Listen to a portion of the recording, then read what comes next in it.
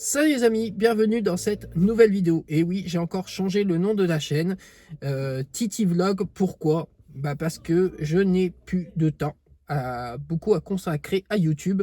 Et avec mon travail, j'ai vraiment pas le temps de faire des vidéos et de faire des vidéos régulières.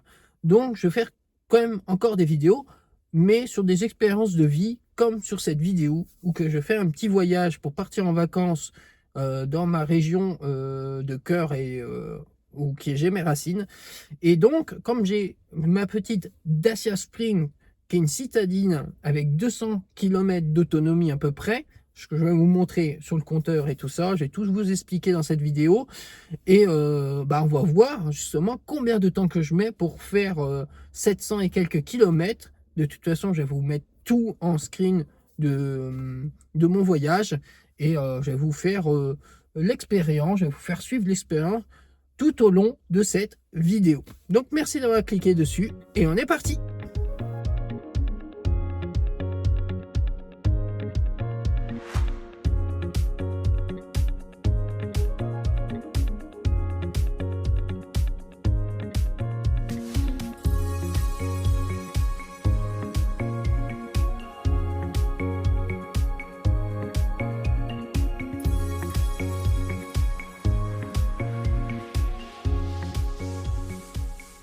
Donc vous avez dû voir le tour de la voiture, c'est une Dacia Spring version extrême. Voilà ce qui m'affiche au tableau de bord, donc j'ai presque 15 000 déjà kilomètres au compteur.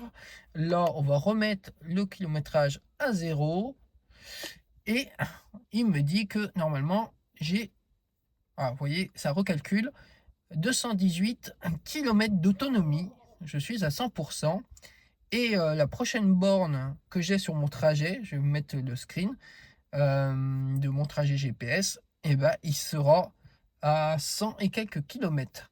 Donc logiquement, j'ai assez pour recharger. On va voir le temps de recharge dans la vidéo. Je vais vous montrer un petit peu l'évolution de la voiture. Vous voyez, vous avez un écran. Je vais vous mettre un grand écran pour mieux voir. Donc voilà l'intérieur de la Dacia Sprint extrême. Donc vous avez un tableau de bord, un écran tactile qui marche super bien, le GPS est bon, vous avez Apple CarPlay, vous avez Android Auto, vous avez les aides à la conduite, vous avez caméra de recul, radar de recul, enfin vous pouvez voir toute la fiche technique de la voiture. Donc moi je marche pour les recharges avec ChargeMap. Voilà, c'est pas de la pub, j'ai rien avec ChargeMap, mais c'est le plus connu et avec l'abonnement, vous avez des réductions sur les recharges. Donc finalement, c'est ce qui revient le moins cher. Pour moi, c'est ce que j'ai trouvé. Et voilà, vous avez les petits pommeaux de levier de vitesse. Voilà, vous avez deux recharges USB-C au milieu. Moi, j'ai rajouté ce petit support aimanté pour mon iPhone. Et voilà quoi, hein. Vous voyez, un petit coup en arrière. Bon, faites pas gaffe au bordel. Voilà, c'est mes petites affaires. Le coffre, le volume, je vais vous le montrer. J'ai oublié de vous dire aussi, il y a régulateur de vitesse, mais aussi limitateur de vitesse. Vous avez les feux automatiques sur la version extrême. Et donc, voilà, une bonne petite voiture. Je m'en sers pour faire mes livraisons Uber Eats et Deliveroo. Et du coup, j'en suis très content. Donc là, c'est la première expérience d'un long trajet en Dacia Spring. Donc, c'est parti, direction la première borne qui se trouve un petit peu en dessous orange. Et voici l'affichage CarPlay sur l'écran tactile. Donc l'écran tactile par rapport à ma main, vous voyez bien la dimension. Voilà, ça fait une taille de main, un petit peu plus. Je sais plus le nombre de pouces pour être précis. Mais enfin bref, l'écran est ni trop grand, ni trop petit. Ce que j'ai oublié aussi de vous préciser, c'est que je roule en mode éco et en mode B régénératif. Donc pour vous expliquer un peu, si vous n'êtes pas connaisseur de ces modes là, mode éco, ça évite des grosses accélérations. En fait, l'accélération est progressif. Et le mode régénératif, donc quand vous désaccélérez pour ralentir ou vous freinez avec le frein moteur, ça régénère mieux la batterie. Alors sur l'autre mode ça le fait aussi, mais là ça le fait on va dire un peu plus forcé. Voilà, ça va pas jusqu'à l'arrêt, ça va jusqu'à 5 km/h. mais c'est bien pratique pour les ralentissements, surtout quand vous êtes en ville. Bon, là sur l'autoroute, je sais pas si ça va servir à grand chose, mais bon, je préfère le mettre. C'est un mode que j'aime bien à utiliser régulièrement, donc voilà. Donc voilà, je suis arrivé à ma première borne de recharge. J'ai fait 165 km et il me reste 30% d'autonomie, donc 68 km à peu près. Je ne sais pas si je voulais dire début de vidéo, mais j'ai mis le régulateur à 90, donc je roule à 90 km/h pour éviter de consommer trop. Donc on va voir, je sais que vous aimez les chiffres, donc voilà. Au niveau des kilowattheures de consommés, je suis à 11,1 kWh sur 100 km. Et est-ce qu'on a d'autres chiffres intéressants? Moniteur, bon, écho, voilà. Non, on n'a pas d'autres chiffres, mais je pense que c'est déjà suffisant. Et on va voir le temps de recharge qu'il faut pour aller jusqu'à 80%. Alors là, je suis sur une borne Avia. Ce qui est bien, c'est qu'il y a direct le câble en type 2, donc pas besoin de sortir mon câble. Et là, on a les kilowattheures. On va aller voir le temps de recharge estimé. Et bah, pour aller à 100%, il faut 2h31. Et pour aller à 80%, il me faut 1h54. Donc ouais, c'est long. C'est dommage que sur cette version extrême de la Dacia Spring, ils n'ont pas mis une recharge combo qui irait beaucoup plus vite. On pourrait gagner jusqu'à 80%, je pense, en 1 heure, ce qui serait quand même moins long. Je sais que vous aimez les chiffres, donc on va aller voir le nombre de kilowattheures délivrés. Alors peut-être que ça va mettre un petit peu moins longtemps, parce que des fois l'estimation n'est pas pareille que... On va aller voir ce qu'il dit. Alors il délivre 22 kWh. Voilà, ils disent 1 heure. Ah non, là c'est les minutes demi. Voilà, donc on va voir si le temps est respecté. Et donc je suis parti à 19h30 et il est 21h47. Donc j'ai mis un petit peu plus de 2 heures pour faire 100 et quelques kilomètres. Donc maintenant c'est parti pour attendre. On va lire un petit coup et puis je vous retiens au courant après. Par contre, j'aimerais faire un petit retour d'expérience là du coup. Vous voyez, il y a plein de bornes, 300 kWh, 600 kWh. Alors c'est bien pour les grosses bagnoles qui puissent se recharger comme les Tesla, les Mercedes, les Audi. Et on n'a qu'une petite borne pour les petites voitures comme la mienne. Et ça c'est vraiment con, parce qu'ils auraient pu en mettre au moins 3 ou 4 par rapport à toutes les bornes qu'il y a pour les grosses bagnoles.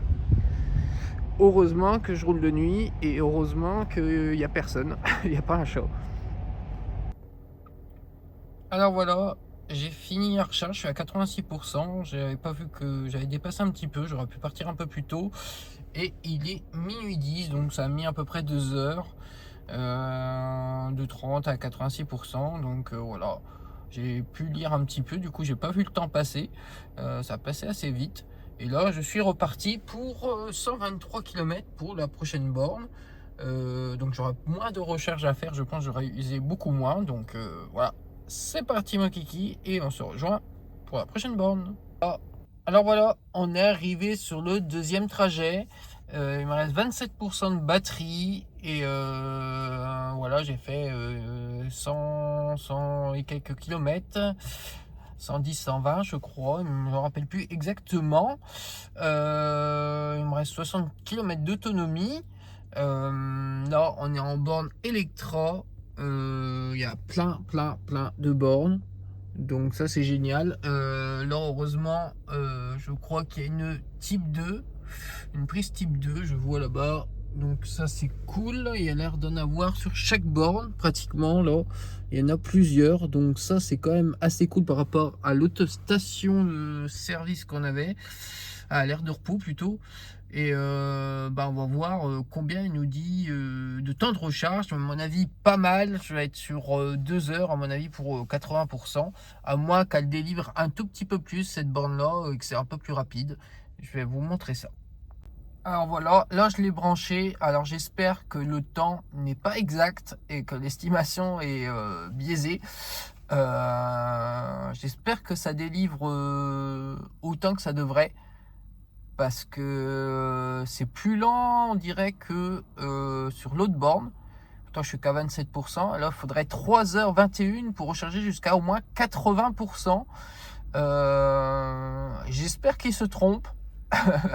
Je vais aller voir sur la borne combien ça délivre.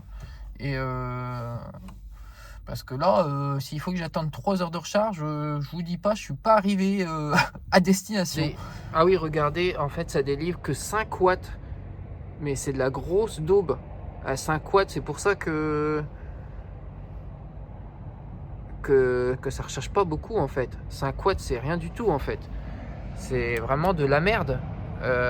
Pourquoi ça délivre que 5 watts? Ça devrait délivrer au moins 20, 23, 25 watts. C'est quoi ce délire? J'ai essayé une autre borne, on va voir si ça fait la même chose. Bon bah je me suis connecté sur une borne qui est à côté et je recharge toujours à 5 watts. Je comprends pas trop pourquoi je recharge qu'à 5 watts. Logiquement je devrais recharger bien plus que 5 watts. Donc je vais faire le tour des bornes, on va voir s'il n'y a pas des bornes qui délivrent un peu plus quand même. Parce que là je suis pas prêt de charger hein. Bon les amis, j'ai changé d'aire de repos. J'ai été à 6 km un peu plus loin et là je vous explique un petit peu le truc parce que c'est quand même assez risible ce qui vient de m'arriver. Et je dois faire un retour quand même sur ChargeMap parce qu'il y a on peut les appeler.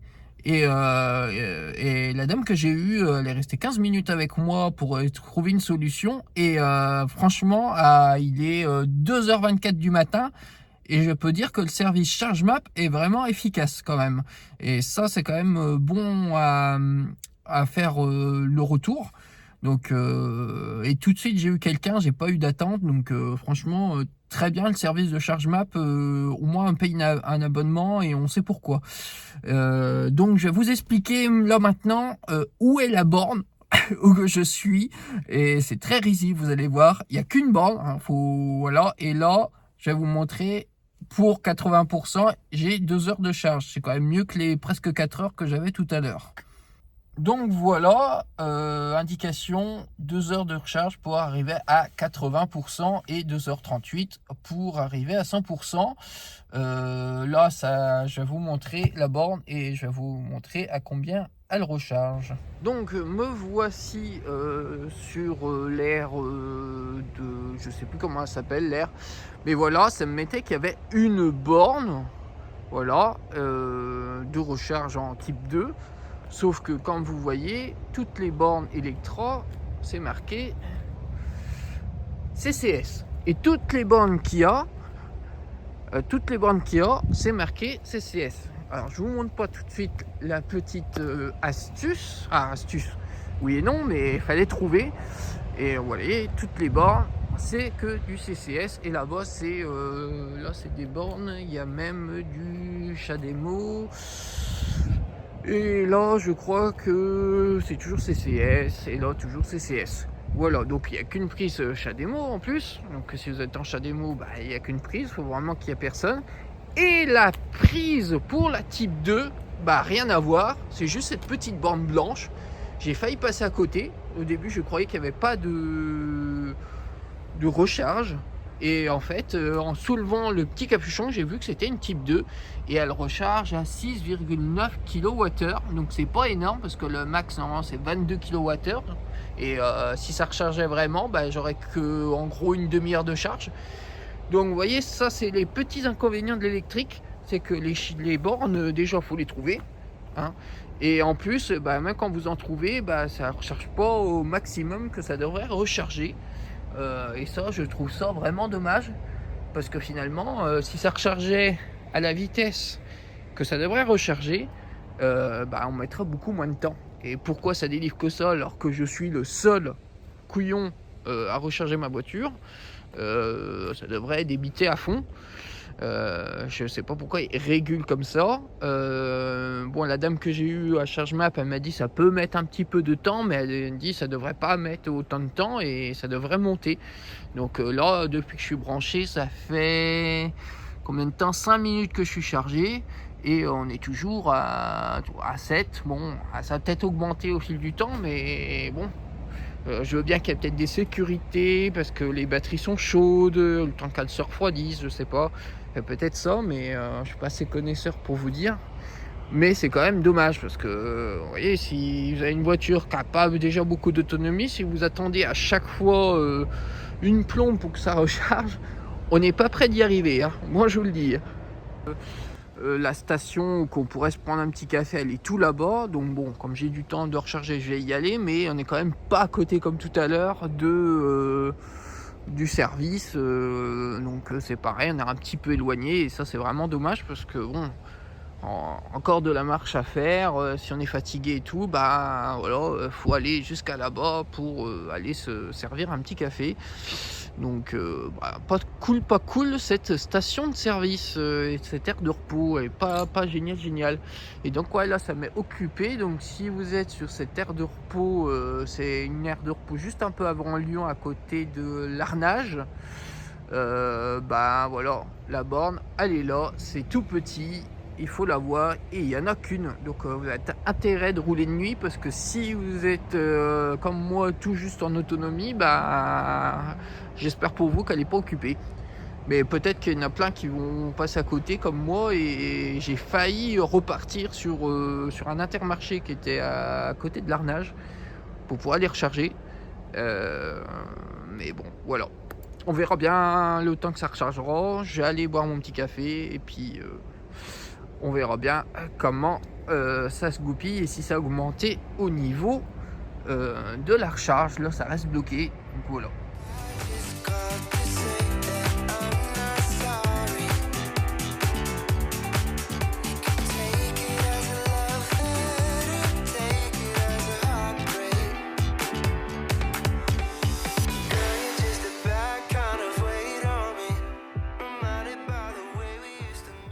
Et voilà, je suis arrivé du côté de Mâcon. J'ai dépassé Lyon du coup, et il me reste 24% de batterie, 54 km restants. Je suis à 421 km en totalité depuis que je suis parti, et il est 6h du matin. Et c'est la seule borne qu'il y a. On a toutes les autres bornes, c'est des grosses recharges forcément, et c'est la seule borne qui a une type 2. Donc on va brancher, on va voir si ça recharge à 23 kWh, hein, ou si ça recharge encore à 5 kWh. Et là par contre j'aurais pas le choix de rester, parce que vu ce qui me reste, je pourrais pas aller ailleurs. Alors, j'espère, je croise les doigts pour que ça me fonctionne correctement. Alors, ce n'est pas marqué sur la borne à combien de kilowattheures ça recharge, mais là c'est marqué 2 heures pour 80%. Bon, je suis à 24%, donc c'est un peu logique que ça mette autant de temps. On va aller quand même voir sur la borne. Ce qui est bien, c'est que là j'ai pas besoin de sortir de mon câble. Il y a un câble directement, je vais vous montrer ça direct. Et bien, c'est une petite expérience. Voilà, il y a un câble direct de la borne jusqu'à là. Là ça marque juste les kilowattheures consommés et le temps consommé, mais c'est pas marqué les kilowattheures utilisés en temps réel. Voilà, donc bon, c'est dommage.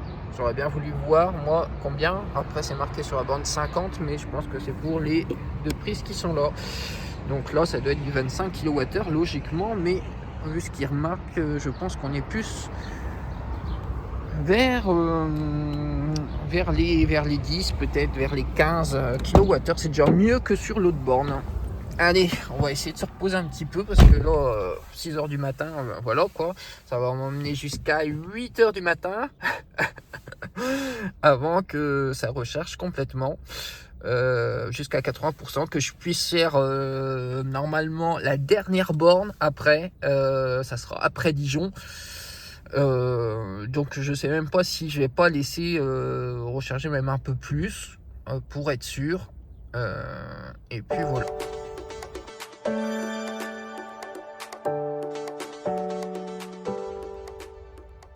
Bon bah là les amis, c'est l'avant-dernier arrêt normalement, si tout se passe bien. Il me reste 38% de batterie. Alors j'aurais dû faire 10 km de plus, mais comme j'ai vu qu'il y avait une aire de repos, parce que l'autre que je devais aller à 10 km, c'était un hôtel en dehors de l'autoroute. Et je vous avoue que je préfère rester sur l'autoroute. Mais il y a encore une subtilité, je vais vous montrer, pour trouver la borne, aller à l'envers. Et en fait, j'ai tourné 2 fois pour la trouver. Et forcément, il n'y a qu'une prise. Donc voilà. Je vais me brancher et on va voir à combien ça recharge. Et là, c'est du NJ. Voilà. Et la prise, elle est juste là. Je sais pas si vous allez voir, elle est juste là. Voilà, je vais vous la montrer de toute façon. Vous voyez, il y a des bornes partout, des grandes bornes. Voilà, moi je suis passé là. Voilà. Et en fait, la borne, elle est à l'envers. Donc je la voyais pas. Et je cherchais la type 2. Et en fait, il n'y a que ça.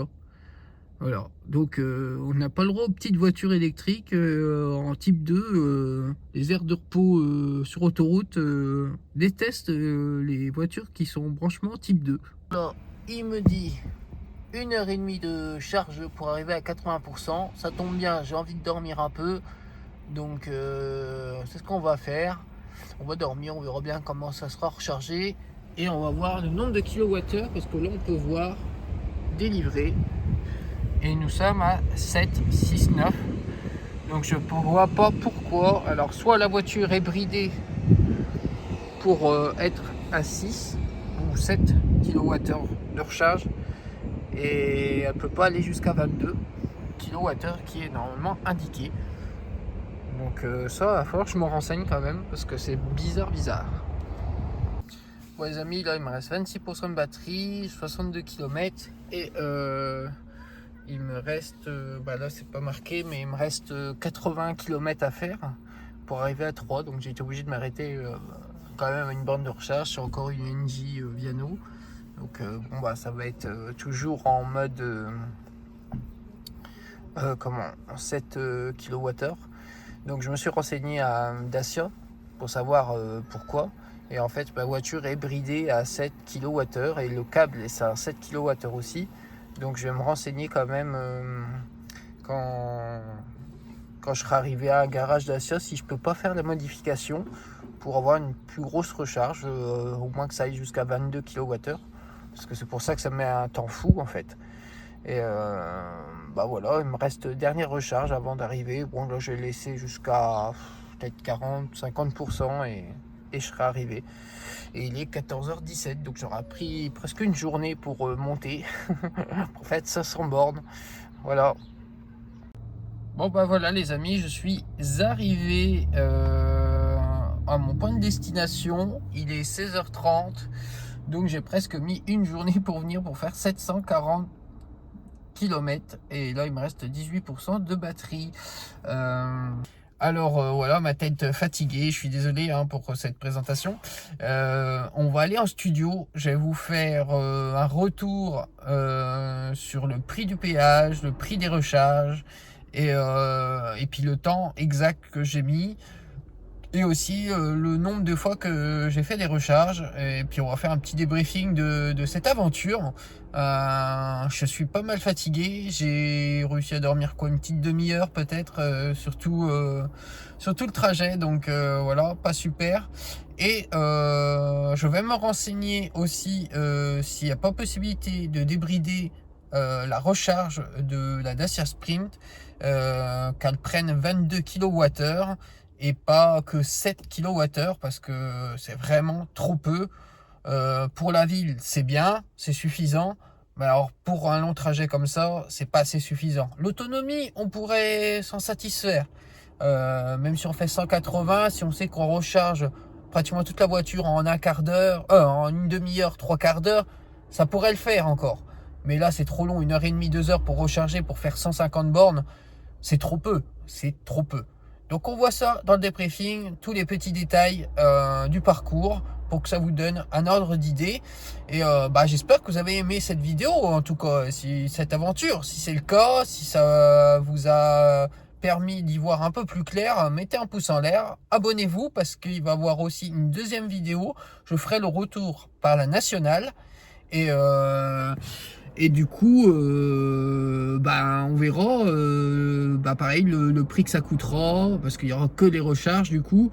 Les recharges seront sûrement moins chères parce qu'en en ville ou en campagne, les bornes de recharge sont beaucoup moins chères que sur l'autoroute forcément, et on en trouve beaucoup plus, j'imagine, parce que les type 2 par contre en ville ou en campagne on trouve toujours des bornes en type 2, donc c'est assez simple pour trouver. Et bah voilà quoi, on va faire un petit débriefing de tout ça et on se retrouve après. Et voilà les amis, le total déjà de ce que ça m'a coûté pour l'autoroute, donc 72,50 €. Et ouais, ça fait cher quand même le trajet, sachant que quand même il y a que 740 kilomètres. Mais bon, c'est l'autoroute du soleil comme on dit et donc on sait, ça coûte cher. Et voici maintenant le total des recharges. Donc voilà, vous avez les kilowattheures consommés, sur les bornes, plus les noms des bornes avec les arrêts. Donc si vous voulez faire le même trajet, bah, vous aurez le nom des bornes.